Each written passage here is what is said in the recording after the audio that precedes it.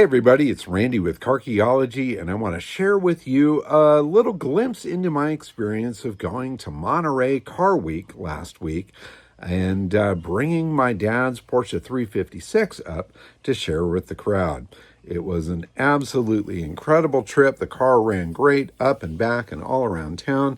And, I'm going to kind of go through some little clips and pics and video of some of the highlights of what I saw. So let's go.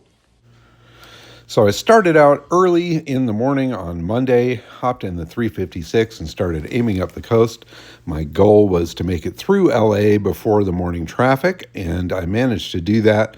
Obviously, smile on my face as I get out into open country north of Los Angeles as the sun started coming up. The car was running fantastic. This is the first time I've driven this car any sort of long distance. I've put 100 miles on it here and there, but this run was significantly longer. I think it was close to 400 miles or so from my place to where I was staying. Stopped for a little breakfast and coffee with a friend of mine. I got back on the road and then eventually landed up in Salinas, California, just in time to meet up with my brother who drove in from Colorado. So here we are with our two Porsches in my friend Larry's driveway. Absolutely fantastic.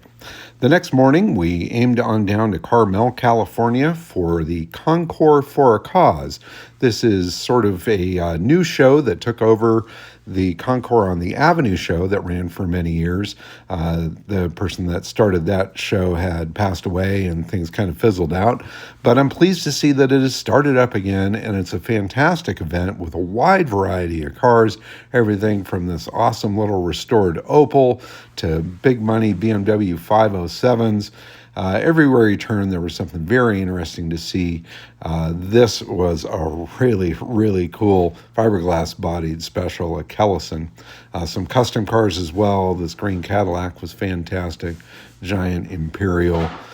This big, long lead sled tail dragger was quite awesome. And some really nice traditional hot rods as well. This one just sat quite right. In any case, it's a great event. They raise a lot of funds for local charities in the area, and it was a pleasure to bring the 356 there and display it along with all these different cars. They separate the streets out by different areas of the world. So there's the Italian street, the British street, German street, American, and then kind of a rest of the world area as well. It's open free to the public, so a lot of people show up. People bring their dogs, they walk around, they can get up close to the cars. It's a very low-key, casual event, but it's fantastic, and downtown Carmel is amazing. This was my favorite. This little cement mixer was absolutely incredible, and even the Batmobile was there. In any case, it's a people's choice sort of event, and each street has tokens that you drop in a can that goes in front of each car. And whoever ends up with the most tokens ends up winning in their class. And while I didn't win anything, the story of my car was something that it was interesting to the promoters of the event. So I was honored with the opportunity of bringing the car up on stage and sharing the family history of the car and everything that I did to it as well. From there, we aimed down for dinner at the Baja Cantina. This is a Monterey Car Week tradition for me. I love to go down there, get a meal, a couple of beers, take pictures of whatever I'm driving in front of the place, and then enjoy the decor within. It's the ultimate little gearhead bar, lots of eye candy, good food, good drinks, and there's always something very interesting in the parking lot.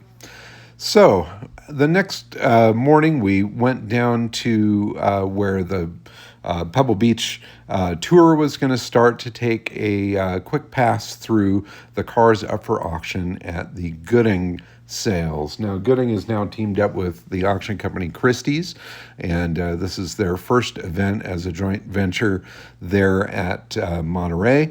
But it's one of my favorite events. The cars that they have up for auction are always stellar, and it's a car show worth seeing all in itself. And the best part about these particular cars is all of this stuff is going to be up for grabs. It's a 2-day sale. Some of the lots go through no reserve. Some of them have a reserve. But it's always neat to see what they have on offer.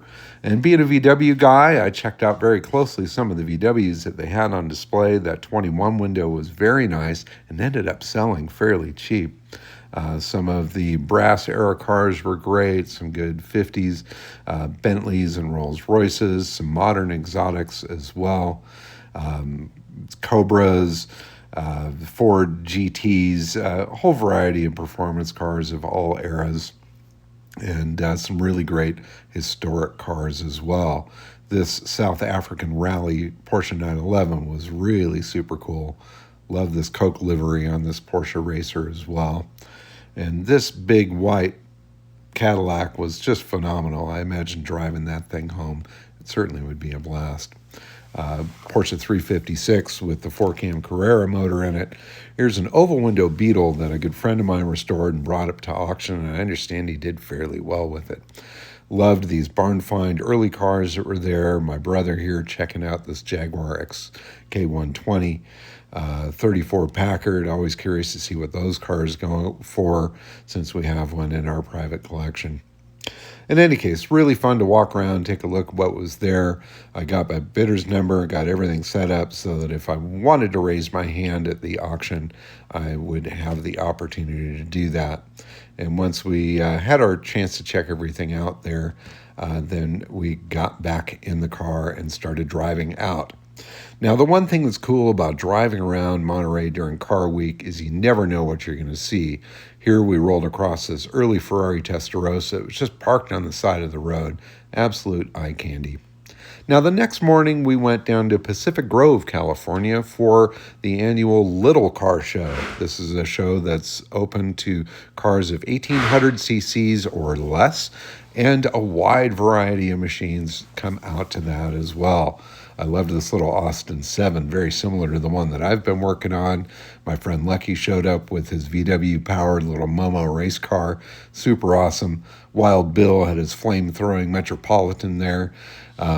Cool little Lotus just street parked around the corner. Everywhere you look, there's something very cool to see. And this particular event is also another one that's free to the public, and it's a great opportunity for anybody to come down and see what's there. There's a lot of great cars there. Most of them, obviously small little foreign jobs, but some other interesting stuff always filters in as well. So cool little Fiats and odd French Citroens and goofy little Fiat Topo or Multiplas. This thing was so fun. This was an electric bicycle that's built by a guy that I met out there. Really amazing details. In any case, the day was super fun there. We showed the 356 as well. We did win a sponsor award with that, which was really super awesome to get a little souvenir plaque for the day. And once that show was done, we got back on the road to cruise around and see what was next. So from there, let's see, we went down to see the tour of the Pebble Beach tour. So this was the next morning, right in front of where the Gooding auction was. These are cars that are actually entered in the Pebble Beach Concours event, and they get some extra points if they actually go on the driven tour. I don't know if it's a huge amount of difference, but it can be a tiebreaker if the cars judge even. If it's actually done that tour, it'll push it up over the edge. And it does seem like the vast majority of entrants do bring their cars out to drive in the tour. This is another event that's free to the public, and it's fantastic because it gives people a chance to get up and close and personal with these cars, to talk to the drivers, and all of that without spending the $600 for a ticket to be on the lawn on Sunday. Some really fun stuff. Land Rover, being a sponsor of the event, brought out an assortment of historic Land Rovers. I've always been a big fan of these old buckets. This particular one, the last Overland car, was so cool to see. There's a great book and film that was based upon that car. Some other proper Land Rover adventure machines were on display as well, and they were also on the tour. Lamborghini Miura, here's a Duesenberg. coming up next year. I think this is an Oscar. Cool little racer. Some of the preservation cars are real fun to see. This early Renault was fantastic. On display this year is a group of Virgil Exner design cars, including that Bugatti, which was really my favorite of the whole array. Here's another 356 four-cam car, fantastic restoration on that. Early Rolls Royce. Here's an AC, just beautiful colors. Some of the French design cars like Delahaye and Delage are always a treat to see, and it's fantastic to see those cars rolling.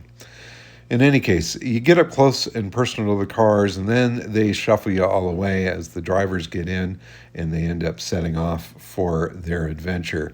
It's also fun, if you can, to park yourself on the route that they take, so you can see these cars in motion driving through 17 Mile Drive, as well as some of the roads that are out there in the area. I'm not sure exactly how far they go. I think it might be a 100-mile tour. Not exactly sure.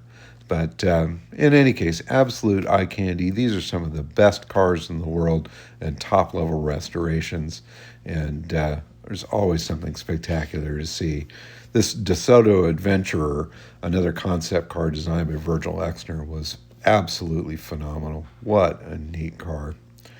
Duesenbergs, Ferraris, you name it. All of the high crust of the collector world is there for Monterey, and specifically the Pebble Beach Concours. This D-Type Jaguar was super fun. I watched the restoration of that car come together online as they were doing final assembly before bringing it up to the event. So it was really fun to see it up close and running and driving. Some of the owners dress up to match their cars, which is also super fun to see. There were even some vintage race cars that were going to be on display that drove on the tour, which was fantastic. They were doing a timeline history of Formula One and the race cars that inspired that Grand Prix series. And while nobody was running, a modern F1 car on the tour, some of the early cars were fun to see actually run on the road.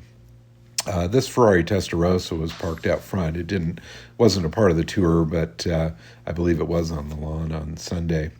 In any case, from there we went over to the Portola Hotel in Monterey to see the preview for the RM Sotheby's auction, which is another absolute highlight of the week.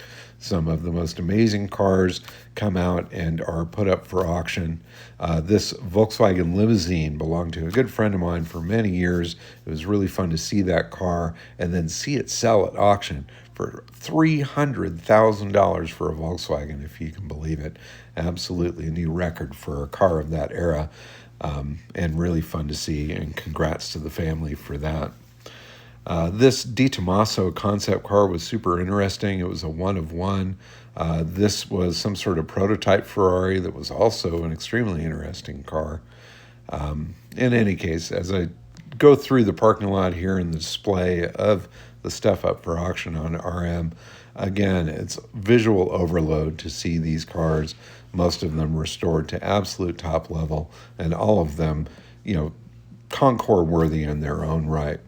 Historic race cars, Alfa Romeo collection. There were a lot of fantastic Alfas that were up for auction. I don't know if they all came from the same collection, but they were all in one particular part of the display area. And it was fantastic to see.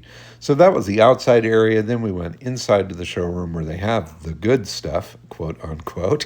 And the good stuff indeed was in there. This 300 SL Gullwing was fantastic. This 959 Porsche Comfort was another spectacular car. Ferrari F40, some heavy classics as well, such as this Duesenberg. Everywhere you turn, it's eye candy, and it's set up in the ultimate little display house. This is like a gallery of the finest motor cars on earth, and all of them up for grabs. Now, I didn't follow through with going to the auction or really seeing what these cars sold for, but I know that you can go online and see what they brought. But I understand it was a pretty stellar sale for them, as well as the other auction houses around the around the Carmel and Monterey area for the week. Let's see here. This kind of running out of words here. My apologies, but lots of eye candy to see. This was one of my particular favorites in the showroom there. This Porsche RSK was really spectacular and a surprisingly small car. I've seen many photos of them, but to see one up close and see how tiny it was very interesting. Out in the entry area of the hotel, they also have some cars on display that are up for auction. Some amazing machines out there. Now, I will say that the array of cars that they had this year seemed a little light. Normally, there's a second floor that's full of cars, and this year they did not have that. So I think they had less cars consigned this year than in years past.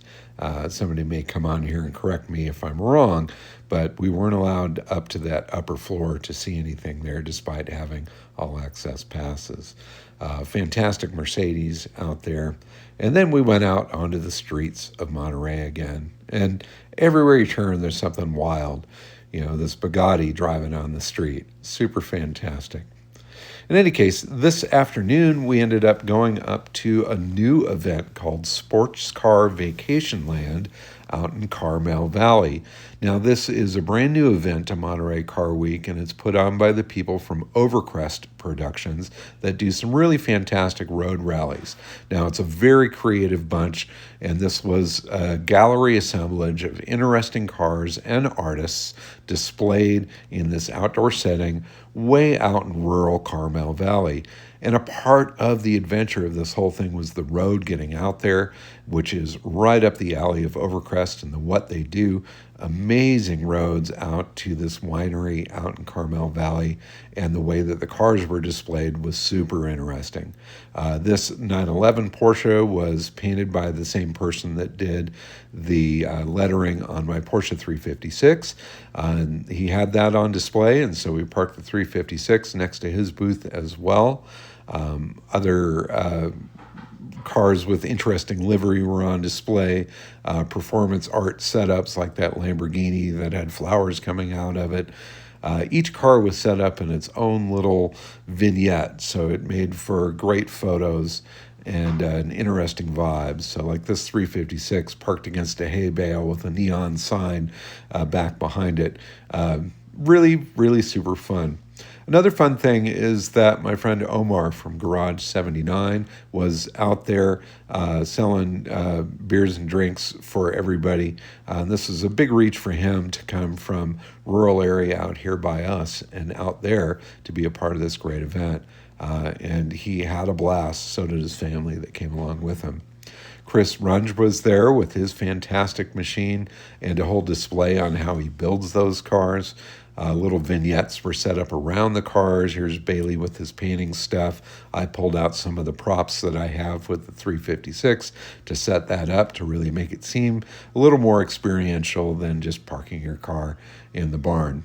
Brought historic photos of the car, the original license plate from the front, and some Carchaeology stickers to pimp. This was my favorite emblem of the event on a Porsche. That sort of hand-drawn thing was fantastic. Another fun thing was Project Cars Anonymous was on hand there. They had a meeting for all of us nuts that have too many cars and too many projects, and it's been super fun to connect with those guys. Inside this one barn area was a full-on art gallery, including that derelict Porsche that was parked there as well. And this is part of a bigger display that's going to be going on in Texas later on this year, and info on that is available in this slide here. Performance art was happening. Felix Holst was there with this 911 Porsche that was hung from a crane, and he dripped paint down over the top of it, over the top of graphics that he had applied to make a very interesting look. Bailey was out there doing some lettering on some cars. This assemblage of TVs with cool automotive imagery flashing on it was another cool little art piece. Here is the couple clips from the Project Cars Anonymous meeting, which was absolutely hilarious. Look these guys up online. It's a great group of people. Now, this was another performance art situation. This Porsche was put in a spot, and you could use a super soaker full of paint to paint the thing. So here's Felix with his finished product there. I didn't get any photos of it taken down off of the crane, but I've seen some pics online, and it was fantastic to see how it all came around. In any case, after that event, we drove on back to where we were staying. My brother Royce got a chance to drive somebody's 911 Porsche that we were going to bring to next day's event, which is the Werks Reunion, which is an all Porsche event there near the airport in Monterey on one of the golf courses. And this was probably the most exciting event for me to bring the 356 to, being an all Porsche event and our family history with the car. It was really fun to bring the thing out there and share it with everybody. And a wide array of cars were on display. There were contests of restoration and preservation from different dealerships in the Porsche network that were on display. This cat I found fascinating. Sorry for slipping that in there. And of course, I had the 356 parked there and the story to tell. At one point, an artist from England showed up and sat down and started sketching the 356. Turns out he's a very well-respected and very well-followed sketch artist and illustrator out of the UK. My car was also chosen to be judged by the kids crew, which was so fun to have this group of kids come and judge the car, hear the story of it, and share the Porsche passion and how it is so deeply connected into our family. This was a fantastic car, electric powered, done by a guy by the name of Bizumoto. This was the 356 class winner, fantastic early car. The Porsche corral out there, I understand, had close to 600 cars parked out there. And I was glad that I jumped into the judged part of it so I could be part of the core part of the show rather than out here in the fray of everything. Not that there weren't amazing cars out there to see, but it was nice to be able to be parked in the hub of all of it and to get the cool descriptive sign that came with it, and also be a part of that child or the kids group judging was fantastic. But man, the parking lot was packed full of the most incredible Porsches of all ages. 356s were fairly light in attendance, but still, some of the folks made the drive out there. Some really cool custom ones as well. I really loved this tricked out Targa. Had a really neat look to it, and the owner was as cool as the car.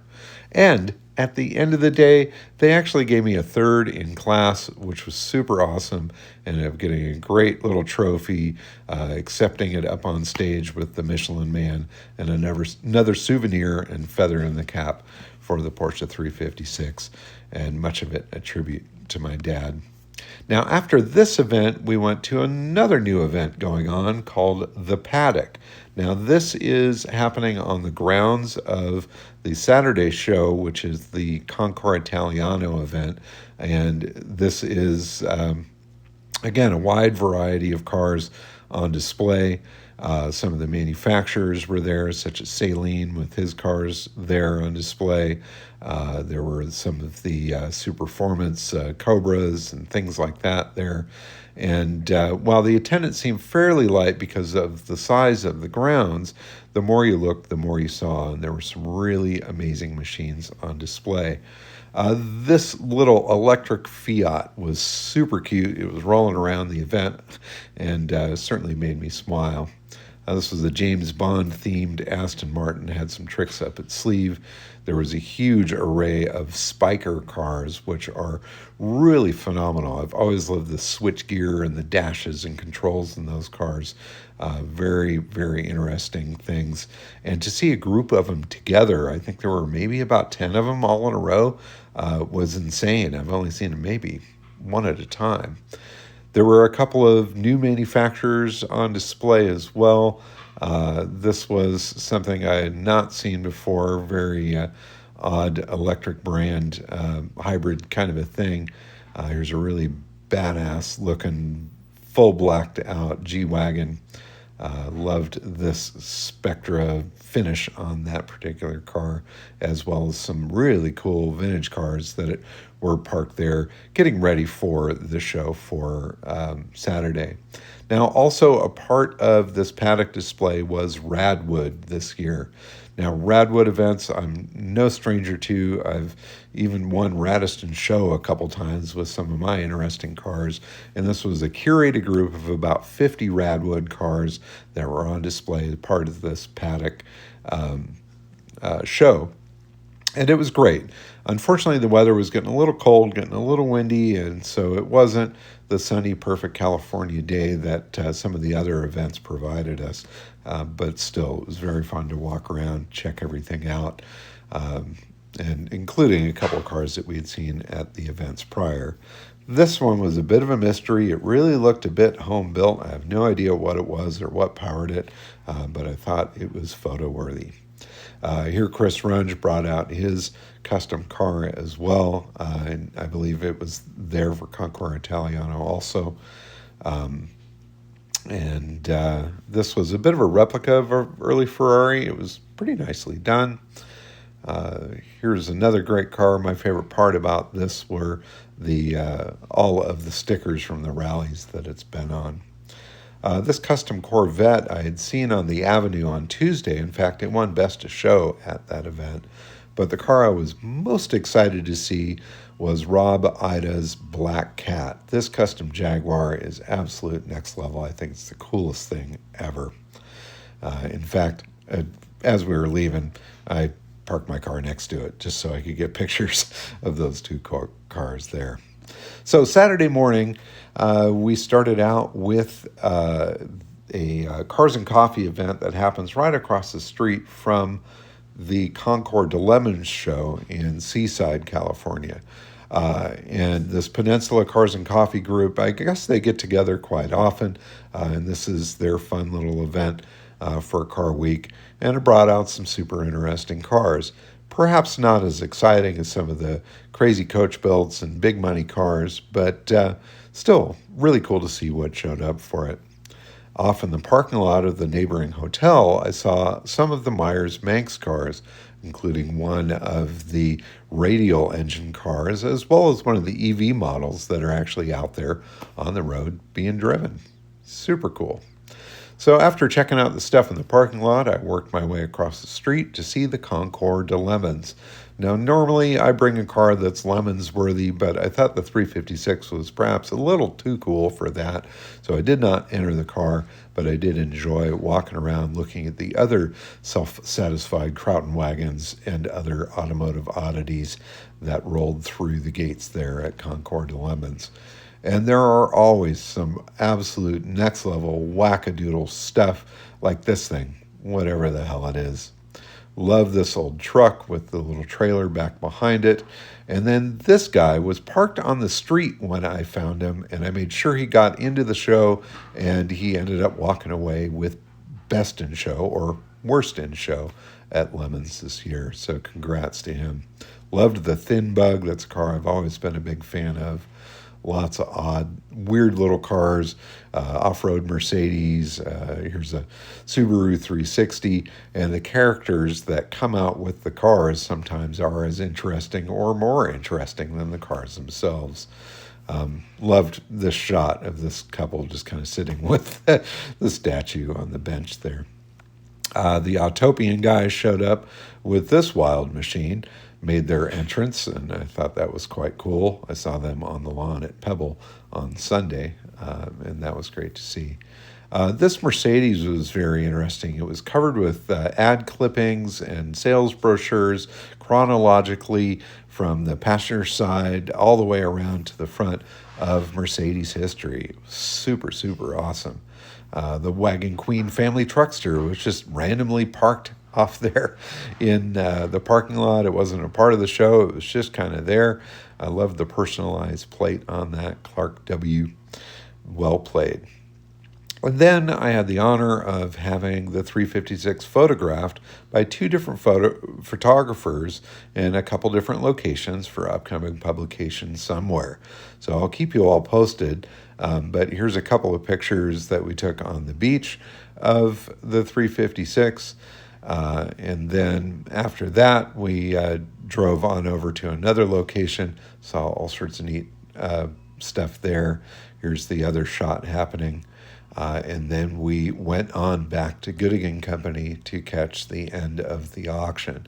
So we missed quite a few of the cars, but we were there for about the last hour, hour and a half or so. I did have my bidder's paddle, and I did raise it on the final car of the auction. It was a 1950 Buick wagon that actually went very cheap, and I'm regretting I didn't keep my hand up a little bit longer, because it was a super cool car that sold for a fraction of what the catalog estimate was. And as you can see, the last car of the auction, well, there weren't a whole lot of people there to bid on it. In any case, it was super fun to go to the auction, see that action. We took a quick little preview of the promenade area, the walkway display that goes into Pebble Beach, where manufacturers have some things up there. Cadillac was there with their concept cars and their new Formula One car. Maserati had their sports cars on display, and there was a big Mercedes display as well. Then back on the road, back to the house, tried to get an early night in so that we could be ready for Pebble Beach the next morning. So for Pebble Beach on Sunday, I always like to get there in the dark. I like to see the cars coming off of the car transporters and walk around the transport lot when these cars are first emerging for their big day on the lawn. The energy is always high. People are excited for the day. You hear these cars start up for the first time, and then you can proceed down to the lawn and see them actually coming on the lawn and on display as the sun rises over Monterey. The best part about doing it this way is that the crowds are not there yet. And this event does get super, super crowded. So if you want to get clear photos of the cars on the lawn, you absolutely need to get there early. So we got there just as things were opening up. In fact, the general admission show, part of the show, doesn't open up until I think 9 or 10 o'clock. And quite frankly, we were done by then. I think we left the lawn around 10. But all of these cars are rolling on the lawn here. And again, this is the Super Bowl for car collectors of the world. This is the top level event, and the cars that show up here are absolutely next level. I love seeing some of the Formula One timeline cars. Here's this one still wrapped up. My friend Matt driving a car from the Singleton collection. I got a good picture of him. There was a whole lineup of Chrysler Town and Country cars that were super fun to see. The Virgil Exner display with the cars that he was involved with designing through the 50s and 60s was fantastic as well. As the sun rises, great opportunities for some really beautiful photos of these amazing cars. BMW 507 there as the sun rises, absolutely one of my favorites.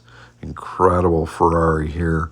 You get to watch the owners or their handlers detail the cars, wipe the morning dew off, and get them ready for judging. In any case, here you go. The Pebble Beach sign is there, the big Rolex clock, the car is rolling on the lawn. It really is a magic moment. I shot a lot of video of this as well, but I figured this photo array is going to be long enough as it is. I don't need to add that video to it, but I have been posting a lot of video on Instagram. So some of the clips that I've taken, you can check out my Instagram at Buggenbox, Bugnbox, and see some videos of these cars starting, running, driving, and moving around. Let's see, what is next? This Mercedes Grand Prix car was absolutely fantastic. Again, the Formula One display celebrating 75 years of Formula One racing was really, really something to see. This Amel car I thought was super cute, very narrow track, much like the Austin 7s I've been playing with, but significantly more valuable, I'm sure. Big, heavy Mercedes 500K, I believe this one was. Another one of the Virgil Exner cars. Very futuristic, very interesting asymmetric design to that. Duesenbergs, of course, on the lawn are always fun to see. There's a class specifically for those. There's also a class for Packards as well. This guy brought a stuffed dog with his Maserati or whatever that was, which was quite interesting. And then as the people start rolling in, you turn your eyes from looking at the cars to looking at the crowd. Everybody's dressed in their finery, ladies with big hats. It's like going to the Kentucky Derby, although it's a car show. And it's really just next level super fun. This was the oldest car on the lawn. I believe it was 1898 or 1899 Didion Bouton. Very interesting car. I loved this polished Rolls Royce with its dragon horn. Truly fantastic. Great Packard. Loved that. This wild design car was cool. And this particular one was Best in Show winner, that Hispano-Suizo Tulip Wood. I met Mike Wolf on the lawn there at Pebble Beach, one of many luminaries walking around the place. But it was cool to shake hands with him and chat with him about what was going on there. My friend Forrest showed up wearing his dog, which was random, but he was kind enough to take a photo of my brother and I in front of some of the cars there. Let's see here. Another wild race car. This was on display outside of the event. This Concours Ferrari display is actually free to attend, and it's on the grounds outside of Pebble Beach, and it brings out truly the most incredible Ferraris on earth, be it the newest, latest modern styles or the historic ones as well. And this is a separate Ferrari-only event. I believe they do some judging and awards in their own right there. But it's an event that if you can get down to the lodge, you can walk through this for free. There's no admission ticket for that. And so it is widely attended by folks. And again, I mean, you can't get any cooler than a Ferrari Testarossa like that. My brother and I had an absolute blast looking at these cars and checking it all out. Now, my big prize was the hat, but not just any hat. It was one from the Autopian. Instead of Dawn Patrol, it was Yawn Patrol. Stopped for lunch for some In-N-Out burger, and then I just downright got on the road and started aiming home. So I was on the road by midday on Sunday, trying to make it back to the lab here before night. And again, the 356 ran fantastic. I stopped for a quick dip of my toes in the ocean and drove on into the sunset. So there you go. It might not make a whole heck of a lot of sense, all these different clips, but I hope you enjoyed coming along for the ride and seeing some of the coolest stuff that is there to see at Monterey Car Week. And I highly urge any car nut out there to check it out if you ever get a chance. It is a dream world for the gearhead, and every time I go, I'm blown away. Thanks so much for coming along on the voyage. I hope you enjoyed the trip. Keep on digging them up and driving them. And thank you so much for watching.